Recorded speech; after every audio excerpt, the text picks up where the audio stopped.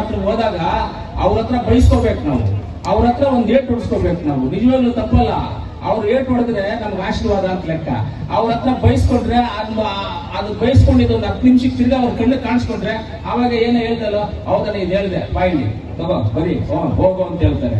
ಮಾಮೂಲಿಯಾಗಿ ಹೋದ್ರೆ ಅವ್ರ ಹತ್ರ ಬಯಸ್ಕೊಂಡ್ರೆ ಕೆಲಸಗಳು ಚೆನ್ನಾಗಿ ಆಗ್ತಾವ ಅವ್ರ ಹತ್ರ. ಆತರ ಯಾವತ್ತು ಮನುಷ್ಯನಿಗೆ ಕೋಪ ಇದೆ ಅನ್ನೋದಲ್ಲ, ಹೃದಯ ಹೇಗಿದೆ ಅಂತ ಚೆಕ್ ಮಾಡ್ಬೇಕು. ಆ ಹೃದಯ ಕರೆಕ್ಟ್ ಆಗಿದ್ರೆ ನಮ್ಮ ಬ್ರೈನು ಕರೆಕ್ಟ್ ಆಗಿರುತ್ತೆ. ಅದು ಸಿದ್ದರಾಮಣ್ಣ ಅವರ ಹೃದಯ ಯಾವಾಗಲೂ ಶುದ್ಧವಾದಂತ ಹೃದಯ ಅವ್ರದ್ದು. ಆ ಹೃದಯದಿಂದ ಅವತ್ತು ನಮಗೆ ಬೈದ್ರು, ಅವ್ರು ಹೊಡೆದ್ರು, ಏನೇ ಆದ್ರೂ ಅನ್ಸ್ಕೊಂಡ್ರೆ ನಮ್ಗೆ ಒಳ್ಳೇದಾಗುತ್ತೆ ಅಂತ ಇಷ್ಟೊತ್ತು ನಾವು ಮಾತಾಡ್ಕೊಂಡು ಬರ್ತಾ ಇದ್ವಿ. ಆ ರೀತಿಯಲ್ಲಿ ಇವತ್ತು ಈ ಸಮಾಜಕ್ಕೆ ಒಂದು ಶಕ್ತಿ ಅಂದ್ರೆ ಸಿದ್ದರಾಮಣ್ಣ ಅವರು. ಈ ದೇಶದಲ್ಲಿ ಅಹಿಂದ ವರ್ಗದವರಿಗೆ ಒಂದು ಶಕ್ತಿ ಅಂದ್ರೆ ಸಿದ್ದರಾಮಣ್ಣ ಕೈ. ಒಂದು ಕೈ ಸಮಾಜಕ್ಕೆ ಶಕ್ತಿ ಅಂದ್ರೆ ಅವರು 2 ಕಣ್ಣು 2 ಕಿವಿ, ಅವರ ಬ್ರೈನು, ಅವರ ಹೃದಯ. ಈ ರಾಜ್ಯದಲ್ಲಿರ್ತಕ್ಕಂಥ ಅಹಿಂದ ವರ್ಗದವರು ಎಲ್ಲರಿಗೂ ಒಂದು ಶಕ್ತಿ ಅಂತ ಒಂದು ವ್ಯಕ್ತಿ ಅಂದ್ರೆ ಅದು ಸಿದ್ದರಾಮಣ್ಣ ಅವರು. ಗ್ಯಾರಂಟಿ ಅಂದ್ರೆ 5 ಗ್ಯಾರಂಟಿ ನಮ್ಮ ಕಾಂಗ್ರೆಸ್ ಸರ್ಕಾರ ಸಿದ್ದರಾಮಣ್ಣ ಅವರು ಏನ್ 5 ಗ್ಯಾರಂಟಿಗಳು ಕೊಟ್ಟರು, ಆ ಗ್ಯಾರಂಟಿಗೆ ಎಷ್ಟು ಉಪಯೋಗ ಆಗಿದೆ. ಅದು ನಮ್ಮ ಶಿವಕುಮಾರ್ ಇವಾಗ ಅದೊಂದು ಅಧ್ಯಕ್ಷರಾಗಿದ್ದಾರೆ ಅಂದ್ರೆ ನಮ್ಮ ಕೋಲಾರಿಗೆ ಈ ಸಮಾಜದವರು ನಮಗೊಂದು ಹೆಮ್ಮೆಯ ವಿಚಾರ. ಅದಕ್ಕೆ ನಾನು ನಮ್ಮ ಸುರೇಶ್ ಅಣ್ಣಗೂ ಸಿದ್ದರಾಮಣ್ಣ ಅವರಿಗೆ ನಾನು ಧನ್ಯವಾದ ತಿಳಿಸ್ಬೇಕಂದ್ರೆ ಅವ್ರನ್ನ ಅಧ್ಯಕ್ಷರಾಗಿ ಮಾಡಿದ್ದಕ್ಕೆ. ಇವತ್ತು 538ನೇ ಜಯಂತಿಯನ್ನು ಆಚರಣೆ ಮಾಡ್ತಾ ಇದ್ದೀವಿ. ಕನಕದಾಸರು ಅಂತ ಹೇಳಿದ್ರೆ ಹೋದ್ಸಲಿ ನಾವು ಇಲ್ಲಿ ಮಾತಾಡ್ಬೇಕಂದ್ರೆ ಮಾತಾಡಿದ್ವಿ. ಕನಕದಾಸರು ಅಂದ್ರೆ ಮನುಷ್ಯ ರೂಪದಲ್ಲಿ ಇದ್ರೂ ನಮ್ಮೆಲ್ಲರಿಗೂ ದೇವರ ರೂಪ ಕಣ್ಣಿಗೆ ಕಾಣಿಸದಂಗೆ ಅವರು. ಇವತ್ತು ಅವ್ರು ಹೇಳಿರುವಂತ ಒಳ್ಳೆ ಸಿದ್ಧಾಂತ ಪದ್ಧತಿಗಳನ್ನ ನಾವು ಪಾಲನೆ ಮಾಡ್ಕೊಂಡು ಹೋಗ್ತಾ ಇದ್ದೀವಿ. ಅವರು ಕವನಗಳನ್ನ ಹೇಳಿರ್ಬೋದು, ಆದ್ರೆ ಅದನ್ನ ಅರ್ಥ ಮಾಡ್ಕೊಳ್ಳೋರ್ಗೆ ಏನಿರುತ್ತಂದ್ರೆ ನಾವು ಮುಂದಿನ ಜನ್ಮದಲ್ಲಾಗ್ಬೋದು, ಈಗಿರುವಂತ ಜನ್ಮದಲ್ಲಿ ನಾವು ಯಾವ ರೀತಿಯಲ್ಲಿ ನಡ್ಕೊಂಡು ಹೋಗ್ಬೇಕು ಅನ್ನೋದನ್ನ ನಮಗೆ ದಾರಿ ತೋರಿಸ್ಕೊಟ್ಟಿರುವಂತವ್ರು ಕನಕದಾಸರು. ಇವತ್ತು ಕನಕದಾಸರು ಅಂದ್ರೆ ಒಂದು ಕುರುಬ ಸಮಾಜಕ್ಕೆ ಸಂಬಂಧಪಟ್ಟಿದ್ದವರಲ್ಲ.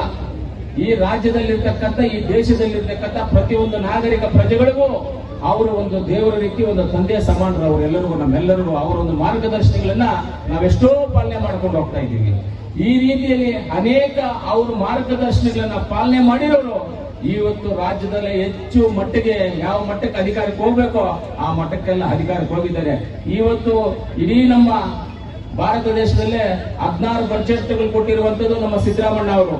ಇಷ್ಟೊತ್ತು ನಮ್ಮ ಪ್ರಭಾಕರ್ ಅವರು ಹೇಳ್ತಾ ಇದ್ರು, ನಮ್ಮ ಮುಖ್ಯಮಂತ್ರಿಗಳ ಮಾಧ್ಯಮ ಸಲಹೆಗಾರರು ಹೇಳ್ತಾ ಇದ್ರು 16 ಬಜೆಟ್ಗಳು ಮಾಡಿದ್ದಾರೆ ಅಂತ ಹೇಳಿದ್ರು. ಸಿದ್ದರಾಮಣ್ಣ ಅವ್ರ ಬಗ್ಗೆ ಆಮೇಲೆ ಹೇಳ್ತಾ ಇದ್ರು, ನಾನು ಹೇಳ್ದೆ ಯಾವಾಗ ನಾ ಸಿದ್ದರಾಮಣ್ಣ ಹತ್ರ ಪ್ರಭಾಕರ್ ಅವ್ರು ಇಷ್ಟೊತ್ತು ನಾವು ಮಾತಾಡ್ತಾ ಇದ್ವಿ, ನಾನು ಹೇಳ್ದೆ ಸಿದ್ದರಾಮಣ್ಣ ಹತ್ರ ಹೋದಾಗ ಅವ್ರ ಹತ್ರ ಬಯಸ್ಕೋಬೇಕು ನಾವು, ಅವ್ರ ಹತ್ರ ಒಂದ್ ಏಟ್ ಹೊಡ್ಸ್ಕೋಬೇಕು ನಾವು. ನಿಜವಾಗ್ಲೂ ತಪ್ಪಲ್ಲ. ಅವ್ರು ಏಟ್ ಹೊಡೆದ್ರೆ ನಮ್ಗೆ ಆಶೀರ್ವಾದ ಅಂತ ಲೆಕ್ಕ.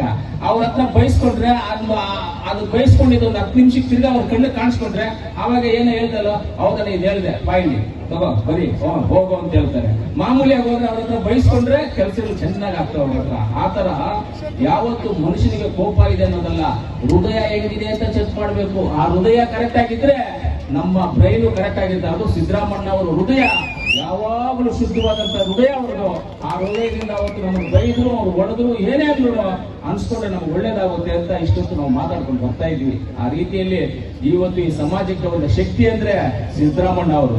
ಈ ದೇಶದಲ್ಲಿ ಅಹಿಂದ ವರ್ಗದವರಿಗೆ ಒಂದು ಶಕ್ತಿ ಅಂದ್ರೆ ಸಿದ್ದರಾಮಣ್ಣ ಕೈ.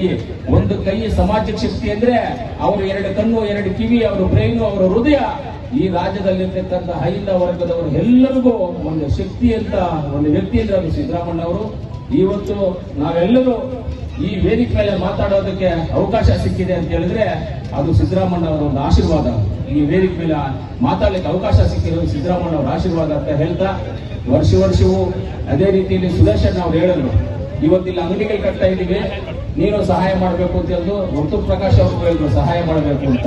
ಸುರೇಶ್ ಅಣ್ಣ ಅವ್ರು ಏನ್ ಹೇಳಿದ್ರು ಅದನ್ನ ಮಾಡ್ತೀವಣ್ಣ, ನೀವು ಹೇಳಿದ್ರೆ ನಾವು ಮಾಡ್ತೀವಿ ಅಂತ ಹೇಳಿದೀವಿ. ಸುರೇಶ್ ಅಣ್ಣ ಅವ್ರು ಏನ್ ಹೇಳಿದ್ರು ಅದು ಖಂಡಿತವಾಗ್ಲೂ ನಾವು ಮಾಡ್ತೀವಿ. ಜೊತೆಗೆ ನಾವು ಅವ್ರು ಏನ್ ಹೇಳ್ತಾರೆ ಸುರೇಶ್ ಅಣ್ಣ ಅವರನ್ನ ಅದನ್ನ ಮಾಡೋದಕ್ಕೆ ನಾವು ಸಿದ್ಧವಾಗಿದ್ದೀವಿ ಅಂತ ಹೇಳ್ತಾ, ಆಮೇಲೆ ಎಲ್ಲ ನಮ್ಮ ಮಾಧ್ಯಮ ಪತ್ರಕರ್ತ ಮಿತ್ರರಿಗೂ ಎಲ್ಲರಿಗೂ ನಾನು ದಾಸಶ್ರೇಷ್ಠ ಕನಕದಾಸರ ಆಶೀರ್ವಾದ ಇರಲಿ ಅಂತ ನಾನು ಹೇಳ್ತಾ ನಿಮ್ಮೆಲ್ಲರಿಗೂ ಒಂದು ಸುತ್ತ ನನ್ನ ಮಾತನ್ನ ಮುಗಿಸ್ತೀನಿ. ಜೈ ಹಿಂದ್, ಜೈ ಕರ್ನಾಟಕ, ಜೈ ಕನಕದಾಸರು. ಆಮೇಲೆ ನಮ್ಮ ಪೊಲೀಸರು ಅಲ್ಲಿ ಆಂಬುಲೆನ್ಸ್ ಬಂದಾಗ ಸ್ವಲ್ಪ ನೋಡ್ಕೊಳ್ಳಿ, ಅದು ಹೋಗೋದಕ್ಕೆ ಬರೋದಕ್ಕೆ ಎಲ್ಲ ನಮ್ಮಲ್ಲಿರೋ ಜನನು ಅಷ್ಟೇನಪ್ಪ, ಆಂಬುಲೆನ್ಸ್ ಬಂದಾಗ ಹಾಸ್ಪಿಟಲ್ ಕಡೆ ಸ್ವಲ್ಪ ಜಾಗ ಬಿಟ್ಕೊಡ್ಬೇಕು ಅರ್ಜೆಂಟ್ ಆಗಿ. ಪೊಲೀಸರು ಸ್ವಲ್ಪ ನೋಡ್ಕೊಳ್ರಿ. Thank you.